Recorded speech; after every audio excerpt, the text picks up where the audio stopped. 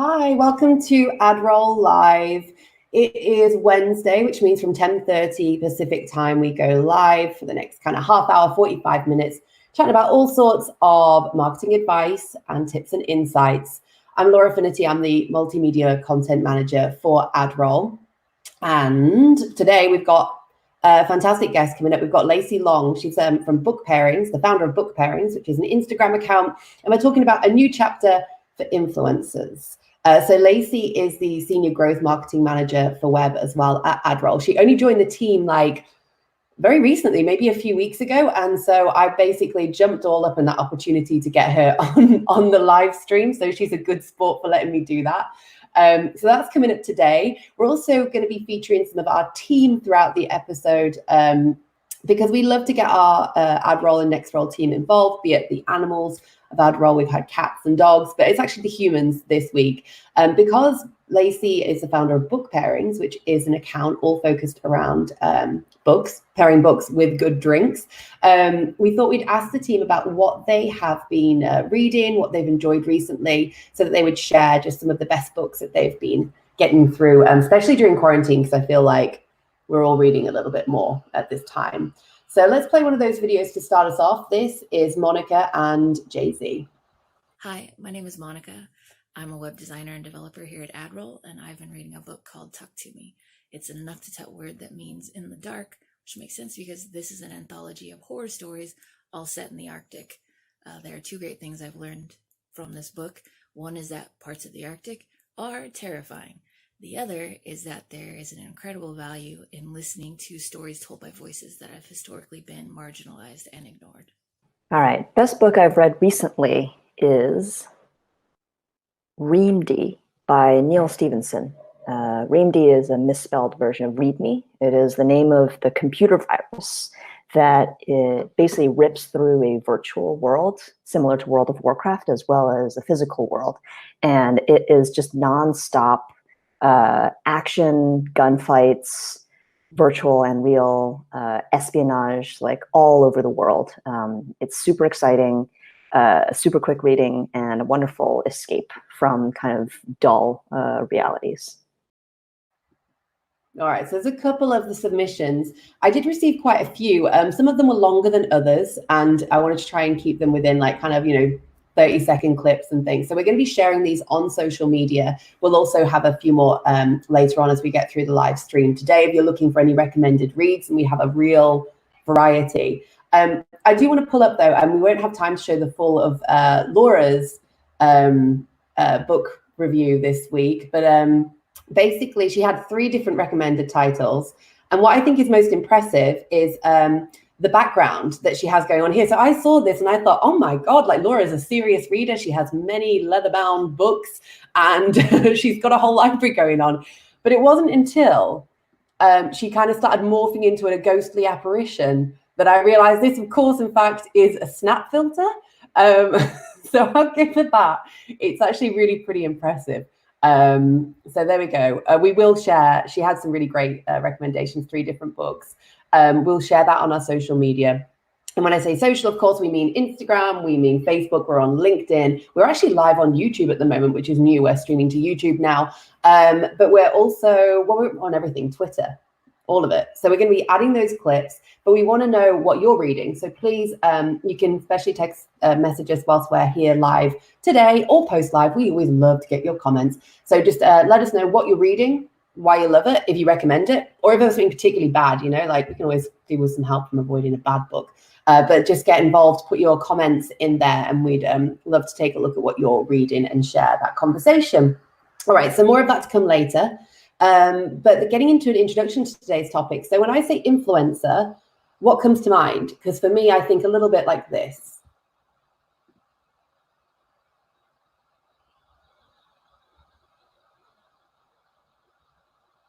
Right? Like if you're not a follower of Influencer in the Wild, it's an amazing Instagram account which follows, well, people who are influencing in the wild. So it's people taking pictures. It's like an inception of influencers.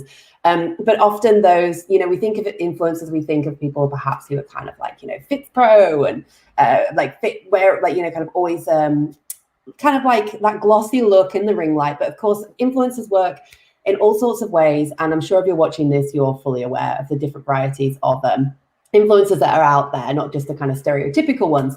But like many industries, COVID-19 has made a strong impact on the influencer market. So I've got a great slide here, which is from later.com. 20% of influencers have had 100% of their campaigns paused or put on hold until further notice. So I thought this is a pretty good graph just to take a look at, really. It's a huge amount. The kind of upside for this for influencers is that very few campaigns are getting fully cancelled, but there's definitely a lull in larger scale campaigns, and also, of course, like travel heavy campaigns. And that's going to be pretty much on hold, of course, until things get back to normal. But at the same time, engagement on sponsored content is increasing on Instagram, which is up by about 40%, because of course we're all sitting at home looking for things to entertain us. So the actual engagement of sponsored content has gone up. So looking at the effective factors, I guess the initial trend across everything, was just to stop and to process. So it was the same with social. 74% of brands are posting less on social media accounts. That's from the Influencer Marketing Hub. This was actually taken from probably more towards the beginning of April. So a little bit, we have seen obviously quite a few changes pretty quickly recently with these types of numbers. But I think in the same way that people were stopping spend and holding on releases, people were slowing down and thinking about what they're posting, reworking on their messaging, figuring out what was the right path forward. So with that all in mind, although you may not be yourself an influencer, or but we felt like the market and the trends and the best practices would all be great advice for any company. So whether you're building your brand or you're working with influencers to promote your product or your company, we thought that we could just bring some insights to really try and help you out on your own journey of social media promotion. So with that, I want to invite our guest, Laci, to join the stream. Good morning, Laci. How are you doing today? I'm doing great. You kind of stole a little bit of my thunder with the intro, but I'm really excited to chat with you guys about influencer marketing and how you can do more as a brand to build good partnerships.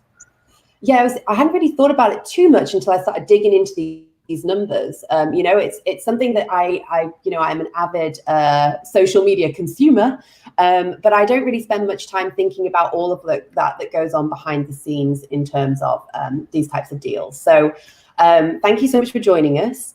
And I want to start just by introducing a little bit about yourself, basically, and we'll get into book pairings and how all of that started. Yeah. So like you mentioned already, I recently joined Adroll. I work as a senior growth marketing manager focused on website. That's my day job. My side job is book pairings. It's basically an Instagram account that is focused on promoting books, books that I'm reading, books I'm excited about, just trying to connect people with their next great read. Awesome. I just brought up a slide there. So you have a hefty 46,000 followers. It's just a small following. Yeah, just a tinge at this point. Quite the side hustle. So when did you start? Like, why and when did you start book pairings? Yeah, so I started book pairings almost 5 years ago. August will be 5 years. I was actually in recovery from my second of 3 brain surgeries, and I was stuck at home, kind of like we all are right now, super bored.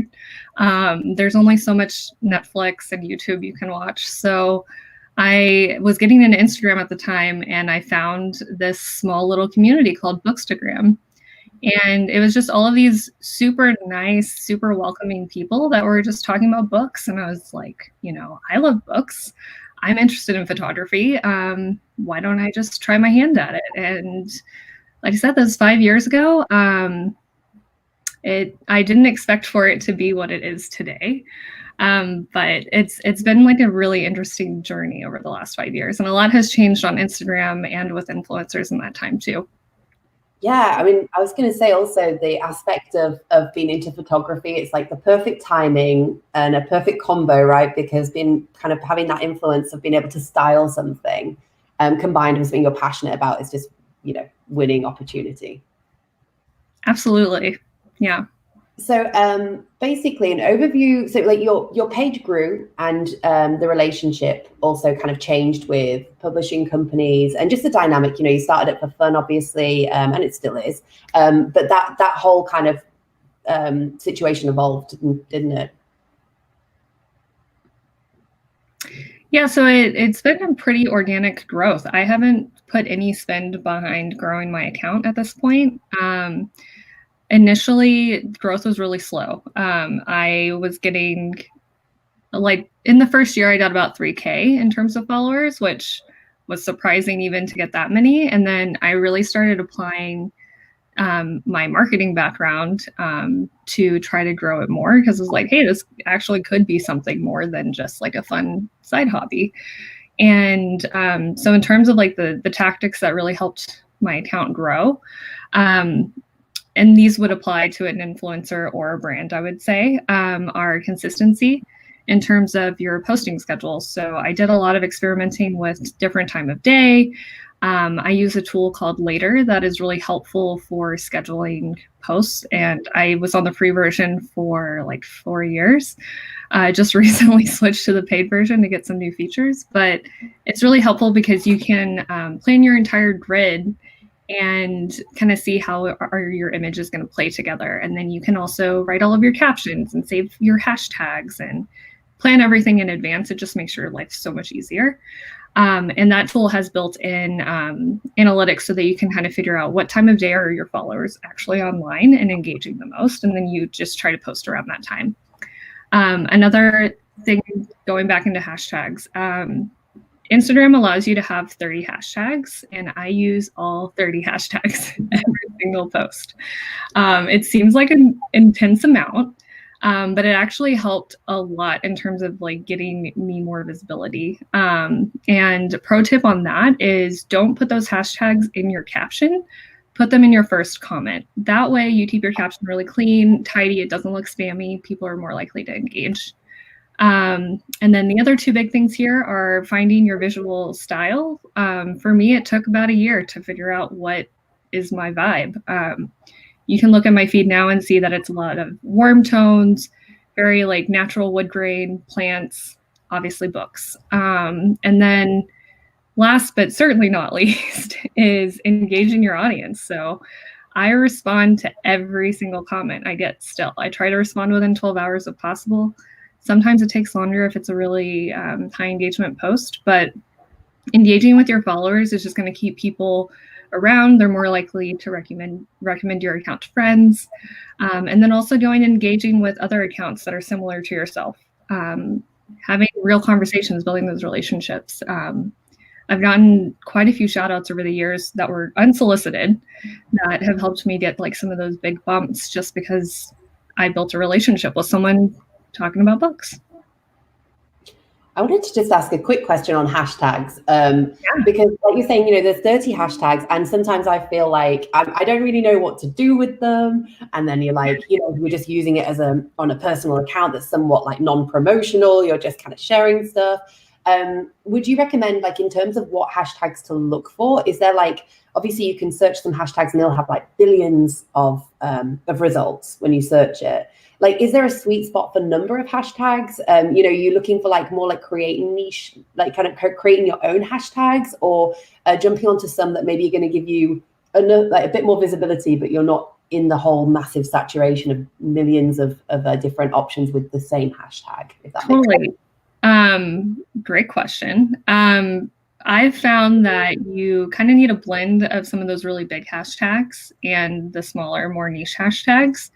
There are some tools out there. There's Pixel with 2 E's, Hashtagify Me. Anytime I'm doing net new keyword research, I'll start there. You can start with a keyword and it'll recommend a ton of hashtags, and it'll tell you like how many posts are on each of those.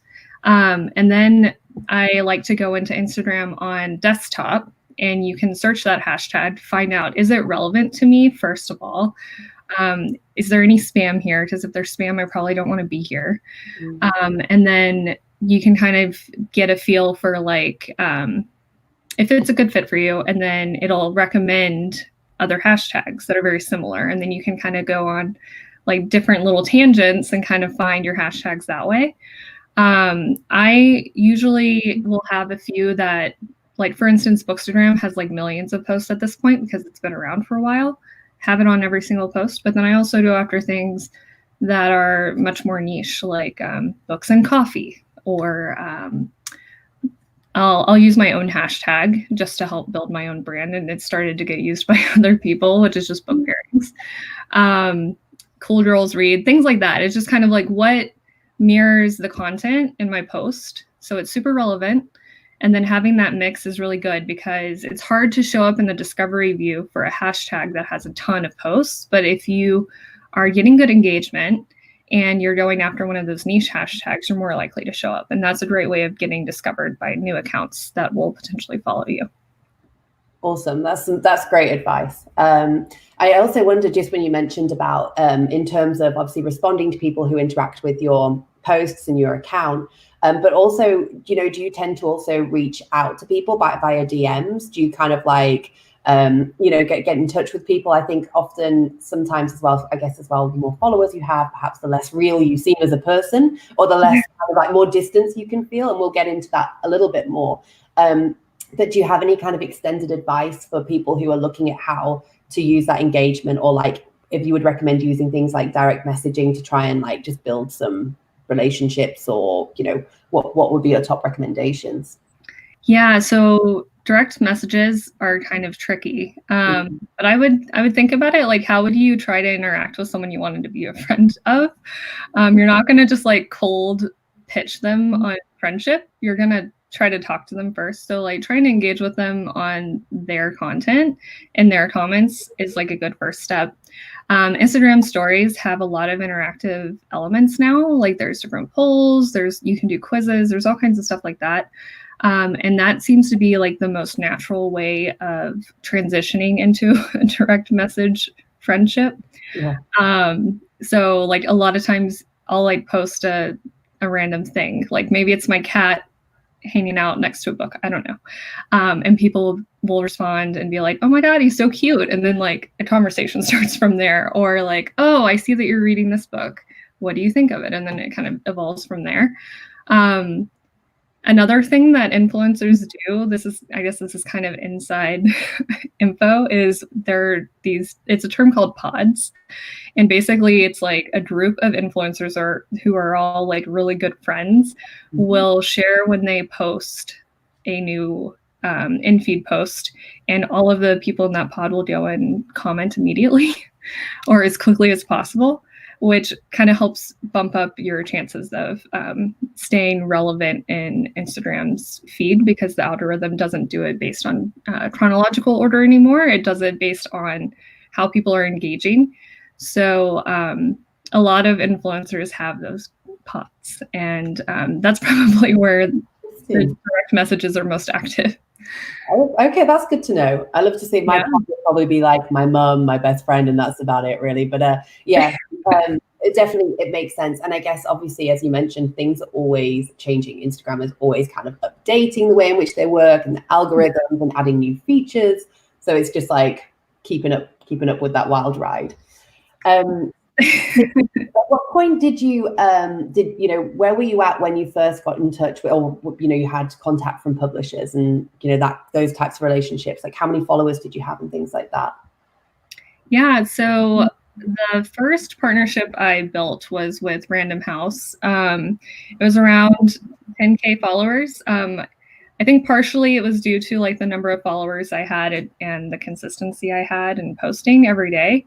But also because that was when publishers really started experimenting with influencer marketing. So Random House was like the first one to do this, but they reached out to like a select group, and like they continue to do this, and many publishers are doing this too now, but they'll send out a Google form every month that has like 15 or 20 books that are coming out that month that they really want to promote on Instagram. And the influencers get to select like 4 of those books. And then they'll send the books to the influencer. And like the only strings attached here are that when you post, you tag the publisher, and then you have to do the FTC disclosures. So saying like, this was a gift from XYZ publisher. But the rest is like complete creative freedom, and you can post negative or positive reviews. So that tends to be the way that most publishers work right now. I have some one-off relationships where I actually pitched them. So like smaller publishers tend to not have these like big scale like mail out programs because they have less resources. Makes sense.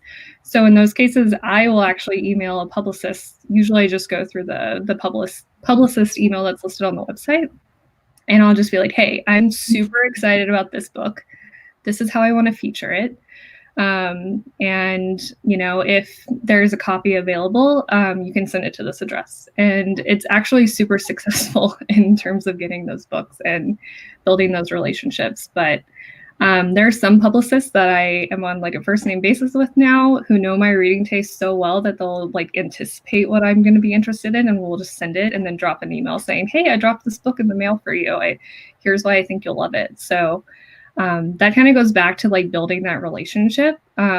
Those publicists that I work with, I definitely have like the strongest affinity for posting their content as quickly as possible because we have that personal relationship aspect. I love it. It's like having your own like personal library selector for you. Yeah. You know? It's like, you like this book, and you're like, I know I will. I completely trust you with it. Yeah, it's actually wonderful because there are so many new releases all the time. It's hard to figure out what's the best to which to go with, for sure. Otherwise you end up with, I'm sure you have a stack as well on the like bedside table that's kind of yeah, so this is my bedroom. You can kind of see behind my shoulder I have a bookshelf there, and then there's the nightstand. And then there's more on the headboard, and that's just the bedroom. So that's basically like the waiting, like in line, or are those books that have been read, or are they just wait? They're all needing to be read. The ones in the living room are mostly read at this point. Wow. I can't tell if that's a dream or a nightmare. Like it's either like it's great to have that catalog there to be like, I've got all this to read, but also a bit daunting. It's somewhere in between. It's definitely like I never have to go out and buy a book necessarily. I always have plenty to shop on my own shelves, which is great for right now where I can't go to a bookstore. But it's also like a lot of pressure all the time because it's just so many to read. Well, I mean, you did get into a paid sponsorship as well. So that was, when did that transition happen where you kind of started doing more like paid deals? That was about a year and a half ago. At the time I guess I was around 35,000 followers. So I've done a few different partnerships. I've worked with the likes of like Random House or Amazon Publishing. And then I've also done some partnerships with like an ad agency who's working for Stars, who is promoting the Dublin Murders, which is based on a Tanya French book. And those relationships actually came through different influencer platforms. The main one that I use right now is called Obviously. And basically what it does is it just pairs up brands and influencers to kind of like vet out that the influencer has the right kind of engagement that you're looking for. I have to connect my account so that you can see all of my analytics. It's super transparent, but it works really well because everyone knows what they're getting into ahead of time. And it'll typically what happens is the brand will identify you as a potential candidate for the campaign. They'll submit the request, you receive it as the influencer, and you can kind of review like what are the terms, like how much am I going to get paid for this, what are some of the like creative requirements, does that align with my brand, whatever it might be, and then you sign a contract typically, and from there you will post and upload your content ahead of time. The brand will approve it, and then once you get the green light from them, you post whenever. Usually there's deadlines for posting. Usually it's around like a publication date, or for Stars it was like the day that the season dropped or whatever. But yeah, so that's how that's been so far. And how about the most lucrative deals? Because of course, you know, I think again, like I kind of said at the beginning of kind of, you know, the introduction, obviously we have an idea of like in our mind of what an influencer is. And we also kind of hear and see about these crazy sponsorship deals with some people who have these, you know, huge followings. And so what are the most lucrative kind of deals out there? And how does that dynamic work beyond what you've just been chatting about? Yeah, so I can kind of speak broadly and then also to my experience. Broadly speaking, the most lucrative deals tend to be in different categories than I'm in. So food and beverage, fashion, travel, fitness, the ones that you typically would think of when you think of an influencer, those deals can be massive. Like I think I read just the other day that one post from Kylie Jenner is worth 1.2 million, which is obscene. different magnitude than what I'm working with.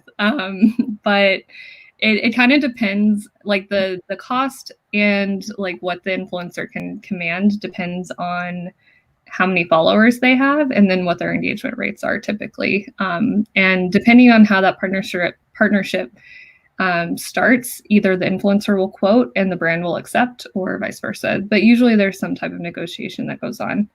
And then for me, like the most lucrative thing that I've done was the Stars partnership, because that was a multi-week campaign. So I got paid per post, per story mention, and then I had the option to do a blog post, which was an additional amount from there. And that was a flat rate that we agreed upon ahead of time.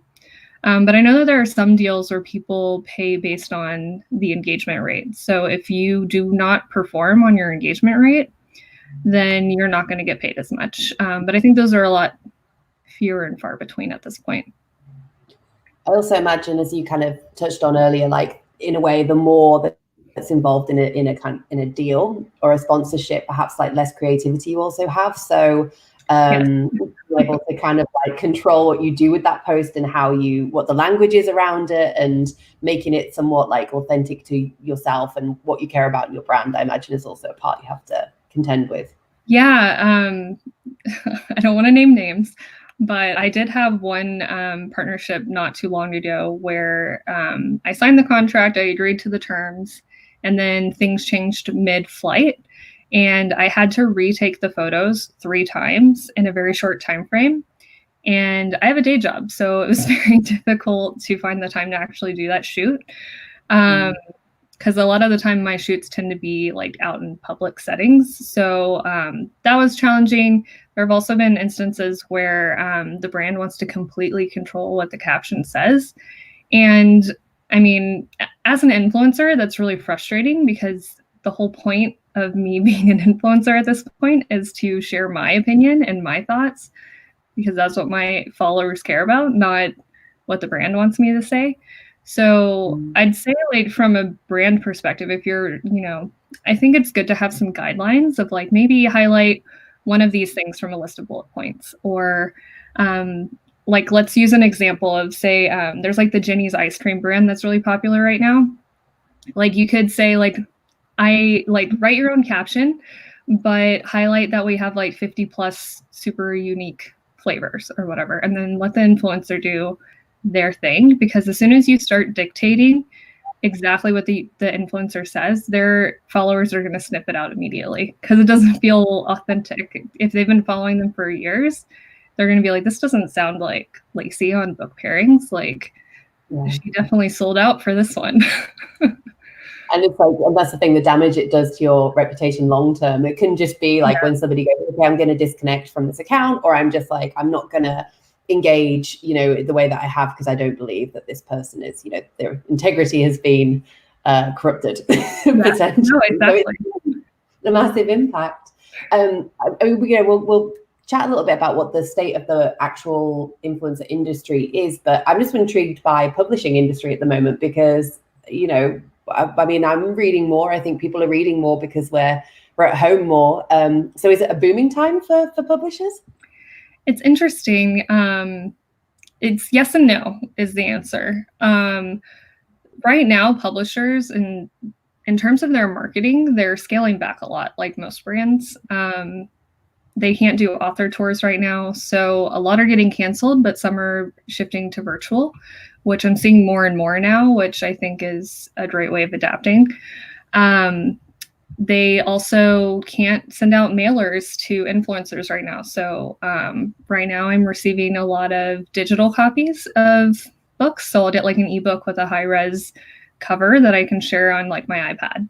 And then they're also doing audiobooks, which I think is a growing category in general for publishing. So it will be interesting to see how that continues after this. But they're having a lot of issues with fulfillment and warehouse, like most industries right now. So certain books are getting their publication dates pushed back just because they can't fulfill the demand, which is kind of unfortunate, but also makes sense from like a business perspective, right? Like if you don't think you're going to get the biggest bang for your buck putting it out next week, then if you wait like 6 months, then push it, right?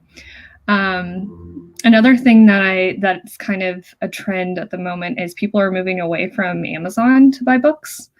I think that's partially due to Amazon putting restrictions on what is considered an essential item and like delaying shipping dates and things like that.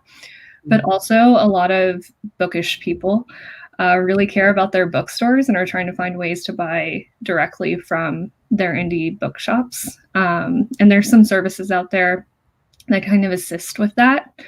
But that's been an interesting shift too. I'm curious to see if that will continue after all of this is over.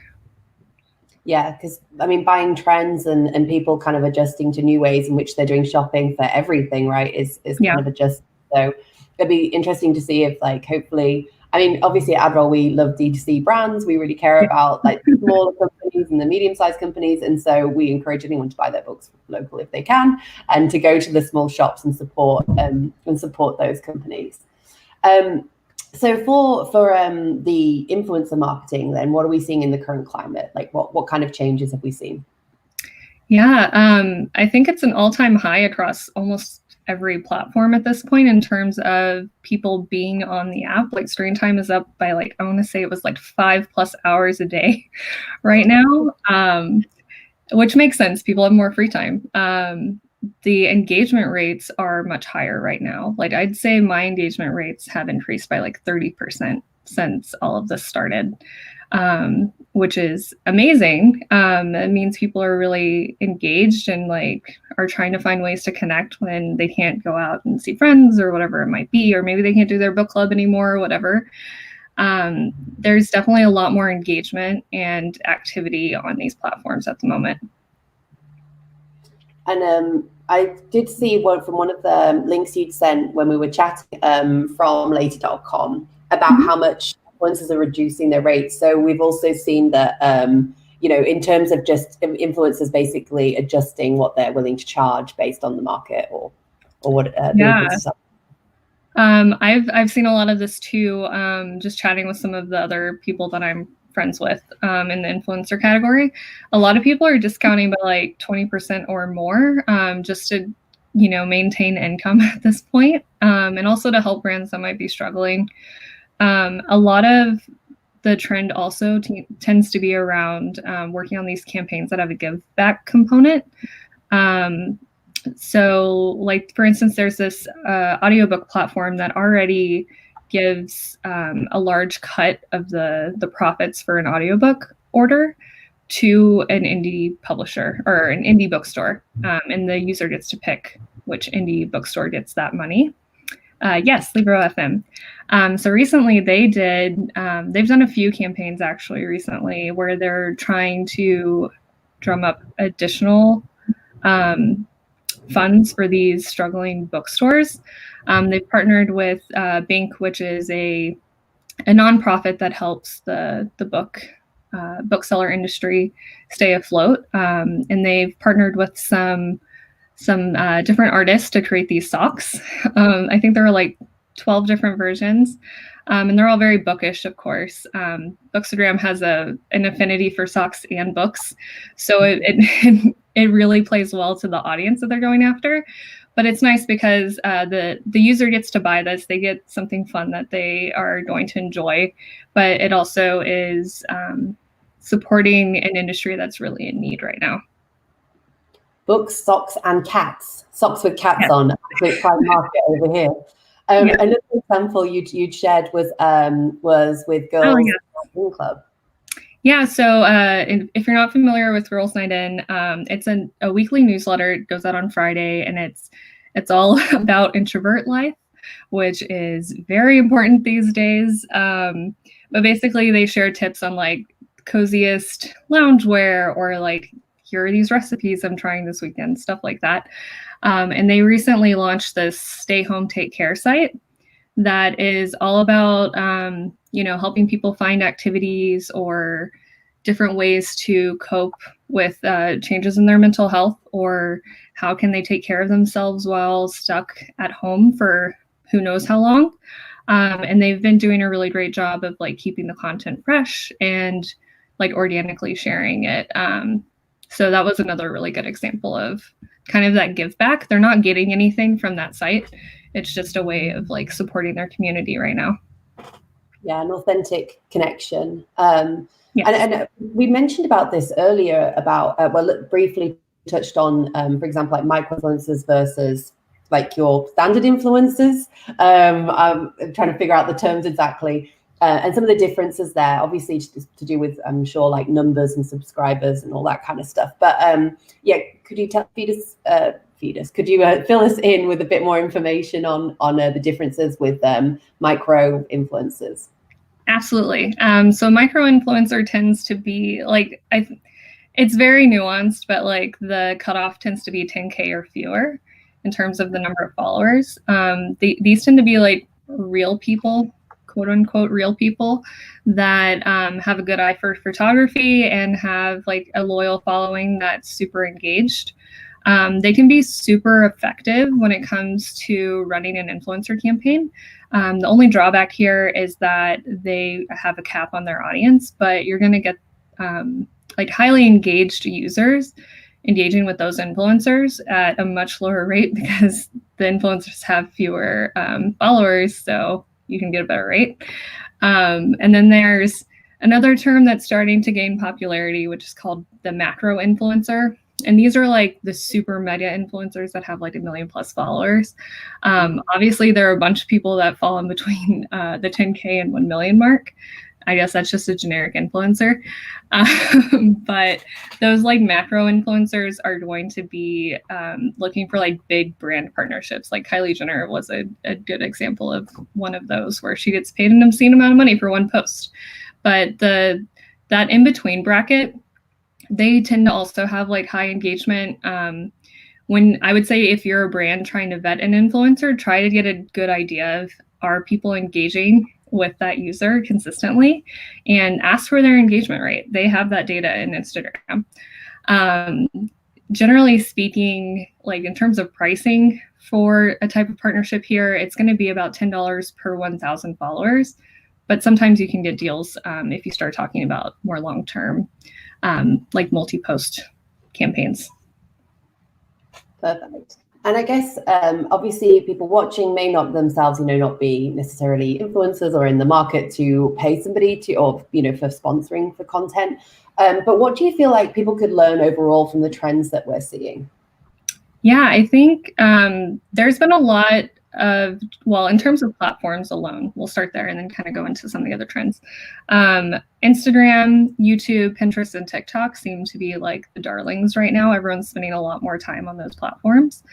It doesn't make sense for every brand, but it's definitely, those are the areas I would start with. In terms of content trends, you're seeing a lot more content around at-home activities, so like baking, recipes, ideas for keeping your kids busy, anything around like self-care, mental health, like how do you stay sane in all of this? Like how can you, continue to work out at home or continue to eat healthy while you're at home, whatever it might be.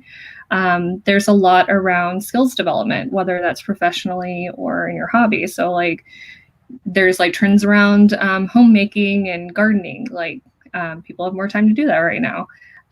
Or maybe people want to learn a new language. Things like that are really popular at the moment. And then one of the biggest trends, which I kind of touched on earlier, is those give back charitable types of campaigns where brands are trying to do good in their communities, and doing it in a way that doesn't feel like it's for gain is really important. Another random trend is jigsaw puzzles. I have fallen victim to the hype. I have quite a few now. And it's so popular that those companies are having struggles with fulfillment too now and have started to cancel orders. That is an unexpected boom of 2020, right? Jigsaw. Right? Like, I think, how did we get to this place? It's the last thing we expected. Yeah, it's very interesting. So what about tips then for people, for how they could kind of take some of this experience and apply it to their own situation? Yeah, I think it's important to acknowledge what's happening. You can't just continue business as usual. You're going to have to adapt your message. That being said, I think the whole like, these are trying times, blah, blah, blah, is getting old for people. So finding ways to like authentically acknowledge what's going on and then try to provide value, whether it's like with a service or just like a like give back campaign, is like something that's really taking off right now. And I think people are really responding to that. The brands that are trying to find ways to support their community and even do like charitable give backs are the ones that people are engaging with the most right now. People want to feel like they're making a difference. And I think after this is all over, those brands that have been working on those types of messages and who continue to do it after this are the ones that are going to have like a big boom. People are really thinking about community and connection right now. So just trying to play into that and just be as authentic as possible is really where like those are the trends in messaging that I think are going to have the biggest impact and continue to have the biggest impact. Awesome. And do you feel, I mean, finally, do you feel like the influencer market has changed forever? Do you think it's ever going to go back to how it was? Or do you think it's, this kind of might set a new trajectory of how things work? Yeah, that's a very tough question to answer, honestly. I think that from an influencer perspective, I don't think the types of partnerships I personally will engage with is going to change that much, but I might be more selective of, like right now, working with Libro FM over Audible because they have that give back piece of their business model. I think that trend will continue because consumers have already been moving in that direction before this, and this has just shown it in a different light, right? I think that in other categories like travel, food, beverage, restaurants, things like that, it's going to be very different. A lot of these businesses are going under or going bankrupt right now. So they're not going to have the money to go after these influencer campaigns. So there's going to be a lot less money in the game for those categories.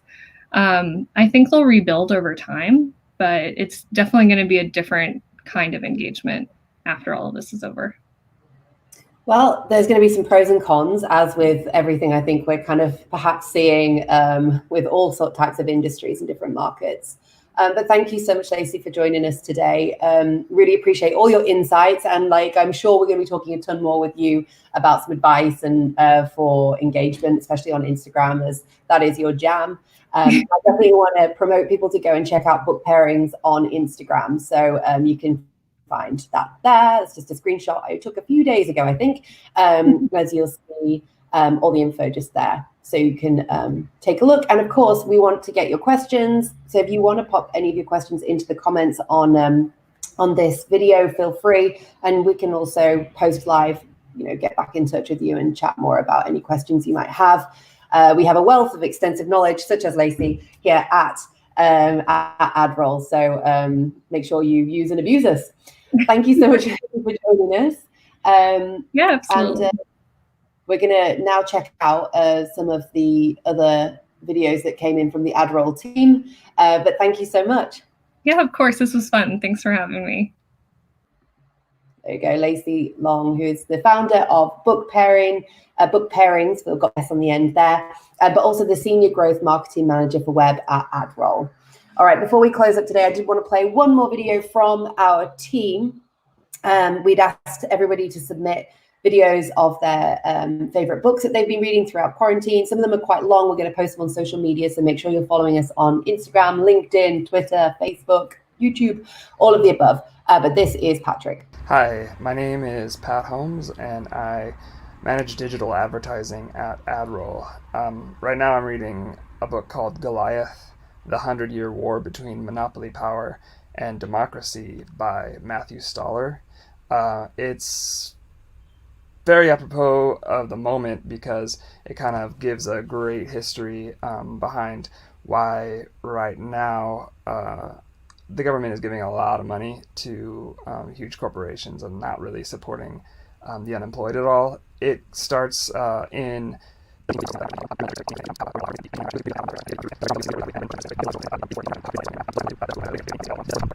sort of the de facto way that economics is done in the United States.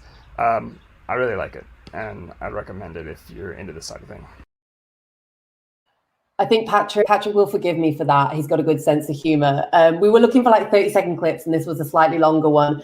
He had lots of great insights and knowledge to drop on that book. So make sure you are checking out the full video. And I guess really you can't technically say that it's a spoiler alert when it's history. I think it's accessible information, but make sure you do check it out. Thank you to Patrick for submitting that book, and also to everybody else in the team who did submit their favorite reads. Let us know what you're reading. Get involved, reply, and get some messages into us.